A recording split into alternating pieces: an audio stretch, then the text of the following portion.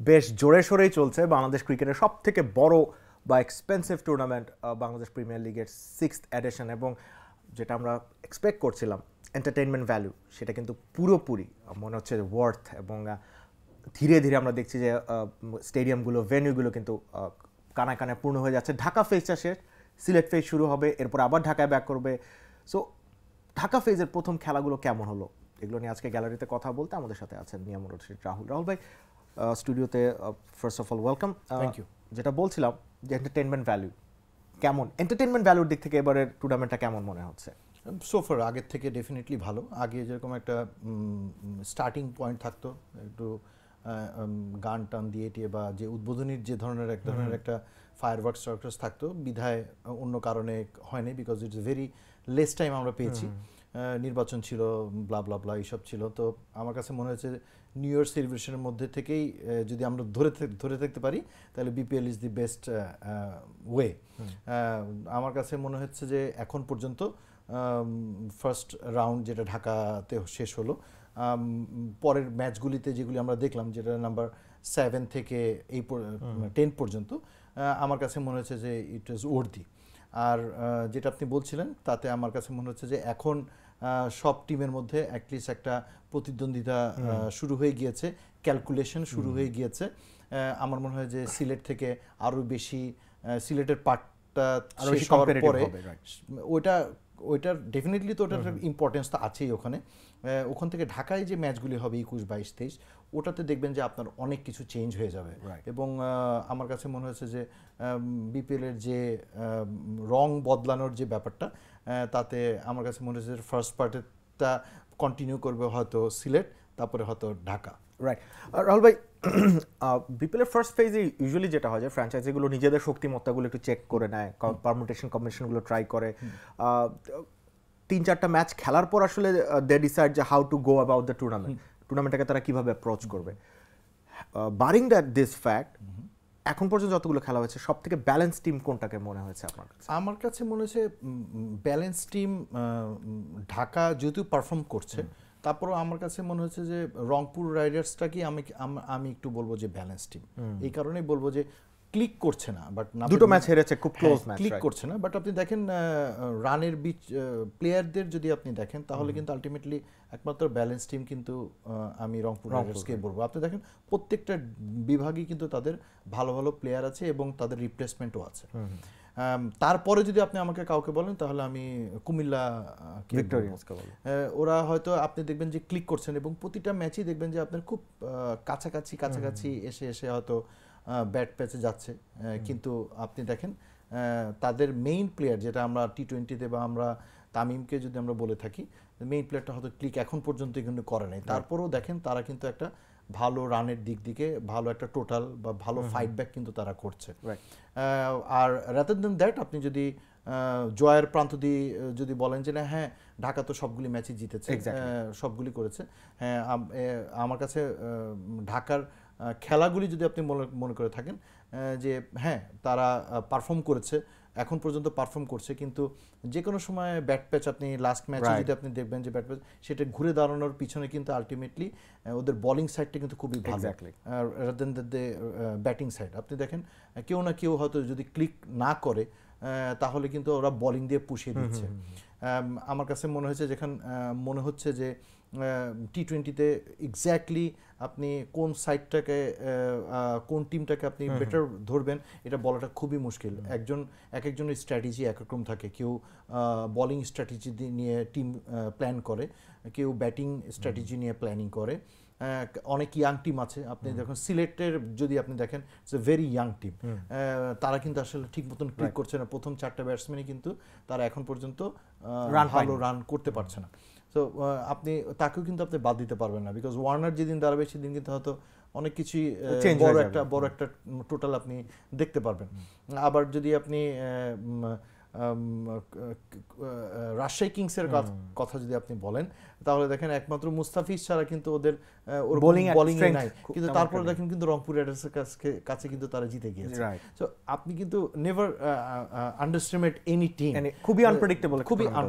আর 20 ওভারের খেলা, high intense থাকে, 1-2 ওভারের মধ্যে অনেক কিছু চেঞ্জ হয়ে যায়। আপনি লাস্ট ম্যাচের কথাটাই যদি আমি ধরি, যে থিসারা পেরেরা, আপনি প্রথম দিক থেকে দেখেন শুধু উপর থেকে শুধু একটা 48 রানের একটা ইনিংস খেলেছিল, তারপর কিন্তু থিসারা পেরেরা 76 একটা রান করেছে, কিন্তু ভেরি শর্ট 26 বল না 27 বলে। তো যে কোনো সময় কিন্তু আপনি চেঞ্জ হয়ে যেতে পারে। যেখানে যে ফ্রাইলিং ভীতি সঞ্চারণ করে দিয়েছিল প্রত্যেকটা টিমের ওপেনিং এ, সব সময় এক ওভার থেকে 30 রান এক্স্যাক্টলি, ওর এক ওভারে কিন্তু 30 রান নিয়ে নিয়েছে। সো ইউ নেভার নো যে 1-2 ওভারে কিন্তু অনেক কিছু হয়ে যায়। সো এখানে এক্স্যাক্টলি এবং পারফেক্টলি প্রেডিক্ট করাটা খুবই টাফ যে who is the best team.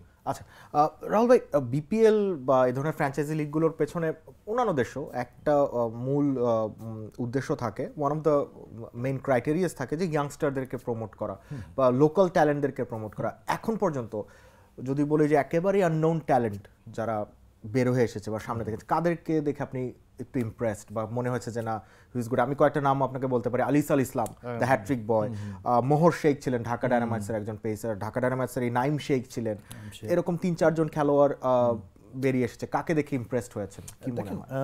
কিছু কিছু জায়গা তো যেমন ইসলাম, ওর ব্যাপারটা দেখেন আপনার, কিন্তু আমরা কিন্তু খুবই চাই যে এই ধরনের প্লেয়ারগুলো উঠে আসুক, কিছু নতুনত্ব বোলিং করে ট্রাম্প কার্ড বের হয়ে আসুক, বাংলাদেশ মূল টিমের দলের জায়গাটা তাড়াতাড়ি করে নিক, বাট তাদেরকে পারফেকশনের মধ্যে আসতে হবে। আমরা যদি নাইম ইসলামের কথা বলি, যে দেখেন আপনি ওপেনিংয়ে বোলিং করছে, ভেরি ক্যামিও বোলিং করছে, তারপরে আপনার রান আটকে রাখছে টি-20তে, যেটা সব থেকে বেশি পারফেক্টলি হয়। মিরাজ, আপনি ওদের কাতারে কিন্তু ওকেও রাখতে হবে, বিকজ ইন্টারন্যাশনাল ম্যাচে খেলছে 2-3 বছর ধরে, বাট কিন্তু ইয়াং, তাকে কিন্তু একটা গুরু দায়িত্ব দিচ্ছে এবং সে very serious, leading from the front, ওপেনিংয়ে ব্যাটিং করছে, ওপেনিং বোলিং করছে, রান করছে। তাকে যদি কেউ সাপোর্ট করে এবং ফরেনাররা যদি তাকে যদি খুব বেশি যদি একটু সাপোর্ট করতে পারে রানের দিক থেকে বা বোলিংয়ের দিক থেকে, তাহলে কিন্তু রাজশাহী কিংস কিন্তু আবার যে কোনো মুহূর্তে কিন্তু ঘুরে দাঁড়াতে পারে।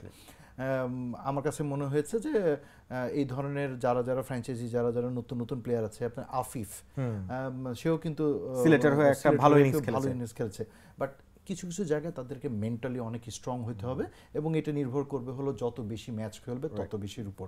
আমাদের টি-20তে আসলে এই একটা জায়গায় মাত্র 10টা ম্যাচের মধ্যেই সীমাবদ্ধ থাকে সারা বছরে। তাছাড়া যদি আমাদের লোকাল ক্রিকেট, ডোমেস্টিক ক্রিকেটে যদি আরো দুটো টুর্নামেন্ট যদি এখানে করা হয়, যেটা মুশফিকুর রহিম বলেছে, মাশরাফিও কিন্তু এগ্রি করেছেন তার সাথে, যে আমরা প্রিমিয়ার ডিভিশন বলেন বা ফার্স্ট ডিভিশনে বলেন, এই ধরনের অনেক ছুপাই তো হীরা আপনার লুকিয়ে আছে। সো এদেরকে প্রমোট করার জন্য এই ধরনের লেভেলে যদি আপনি টি-20 করেন, you will definitely get a very good number of players. Right. Rahul ভাই, আরেকটা জিনিস যে সিলেট সিক্সার্স, এই টিমটার উপরে একটু আলাদা নজর, কারণ এখানে আসলে বিপিএলটাকে ধরা হচ্ছে, মাশরাফি বলেছেন, বারবার স্টিভ রোডস বলেছেন, সাকিব আল হাসান, সিনিয়র প্লেয়াররা সবাই বলেছেন যে ওয়ার্ল্ড কাপের জন্য বাংলাদেশ একটা শেপে চলে আসতে চায়, একটা টিম সিলেকশন স্কোয়াডটা রেডি করে ফেলতে চায়, যদিও 6 মাস আছে, বাট স্টিল ওয়ার্ল্ড কাপের জন্য একটা শেপে চলে আসতে চায় টিম। সিলেট সিক্সার্সে 3 জন খেলোয়াড় রয়েছেন, লিটন কুমার দাস, সাব্বির রহমান এবং নাসির হোসেন। 3 জনের কিন্তু ওয়ার্ল্ড কাপটাই সামনে আপাতত লক্ষ্য, বাট এই 3 জন কিন্তু রান পাচ্ছেন না। How do you evaluate their performance? কিভাবে দেখছেন তাদের পারফরম্যান্সটাকে?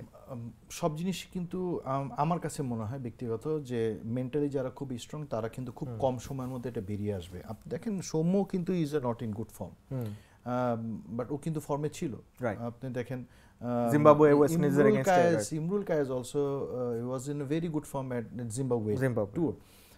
সে যেভাবে কামব্যাক করেছে, সৌম্য যেভাবে কামব্যাক করেছে, সেটার কনসিস্টেন্সি অ্যাটলিস্ট অ্যাভারেজ 30-40 রানস তাদেরকে ডেফিনেটলি করা উচিত আমার কাছে মনে হয়। এবং এটার কনসিস্টেন্সি লেভেলটা এই লেভেলে যদি তারা কন্টিনিউ না করেন, ওই লেভেলে যে কিন্তু সার্ভাইভ করা ভেরি টাফ।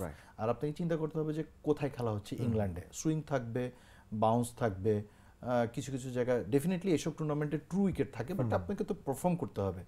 আপনি শুধুমাত্র পঞ্চ পাণ্ডব নিয়ে আপনি নির্ভর করবেন তা না।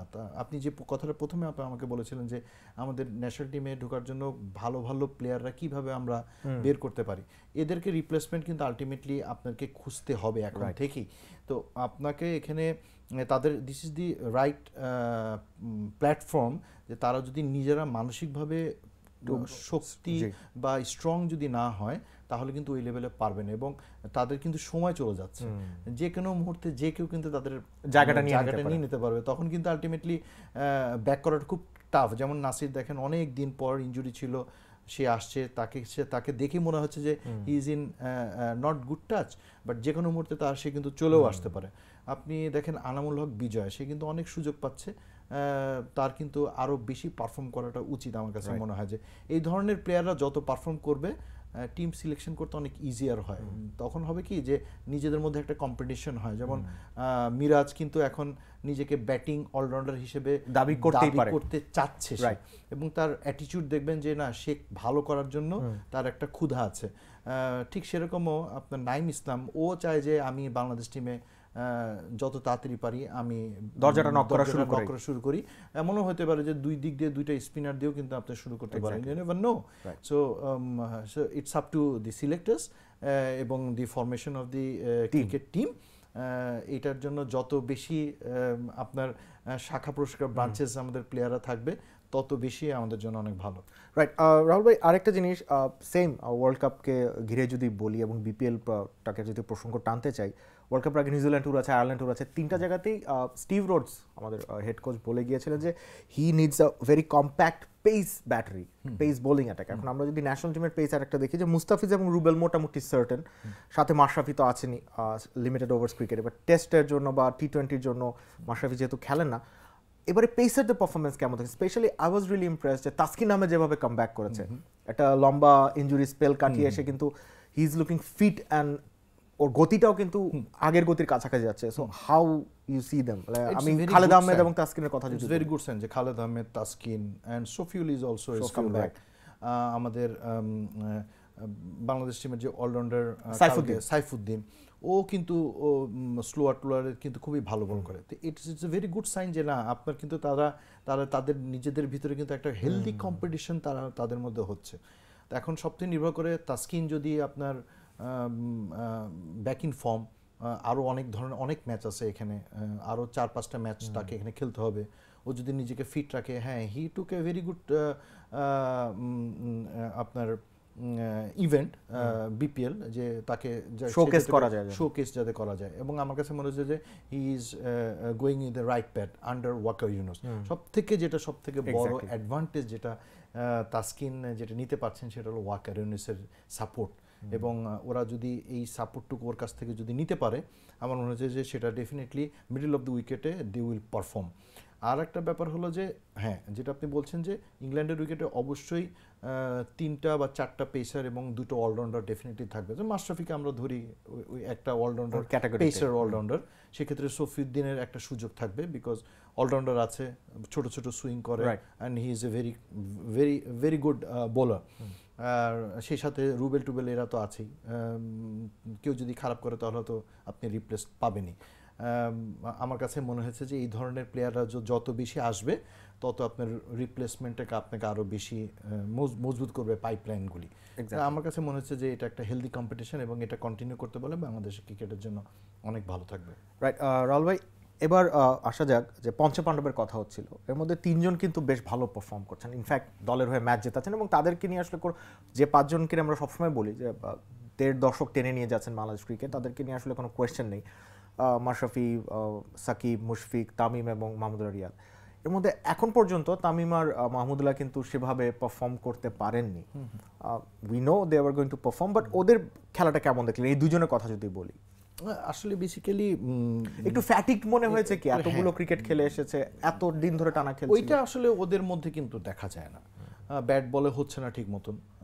আমার কাছে মনে হচ্ছে they need only 1-2 very good innings and they will come back. এবং তারা কিন্তু পরীক্ষিত। সবথেকে বড় হলো তারা মেন্টালি অনেক স্ট্রং। আপনি দেখবেন যে একটা ইম্পর্টেন্ট ম্যাচে দেখবেন যে ঠিকই 2জন কিন্তু বের হয়ে যাবে। আর মাহমুদুল্লাহ পাচ্ছে না, বিকজ টি-20টা আসলে একটা কালেকটিভ একটা গেম, সবার মিলিত পারফরমেন্সে আপনার যে কোনো সময় একটা দেখবেন যে লাস্ট 2 ওভার আছে, 2 ওভারে যদি কেউ 2টা 6ও মারে, সেটাও কিন্তু একটা ইম্পর্টেন্ট রোল প্লে করে। তো মাহমুদুল্লাহ আমরা জানি যে সে খুব কুইক, 10 বলে 25-30 রান হয়তো মাঝে মাঝে করতে পারে, বাট আসলে তার ক্যারেক্টারটা ওরকম না। আমার কাছে মনে হচ্ছে তার he needs little bit of time to settle up and then he bang. এটা এটা আমার কাছে মনে হচ্ছে যে he will come back, Just about time, right. Both are coming back with a very good form. Right, lastly Rahul ভাই আমাদের সময় শেষ হয়ে আসছে, লাস্টলি কথা বলবো ফরেন রিক্রুটদের নিয়ে।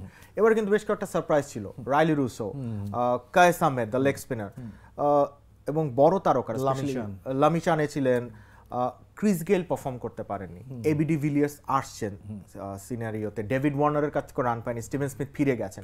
সব মিলে এই বাকেটটাকে কেমন দেখছেন, এই মিক্স ব্যাগটাকে কেমন আমার কাছে দেখছেন? খুবই সুপার লাগছে এইবারকার বিপিএল এ যে ফরেন রিক্রুটমেন্ট প্রেজেন্টস যেটা আসছে, রিক্রুটমেন্ট বলাটা ঠিক না, ফরেন প্রেজেন্স যেগুলি আছে অন্যান্য বারের থেকে কিন্তু তারা কিন্তু ভেরি লুক্রেটিভ।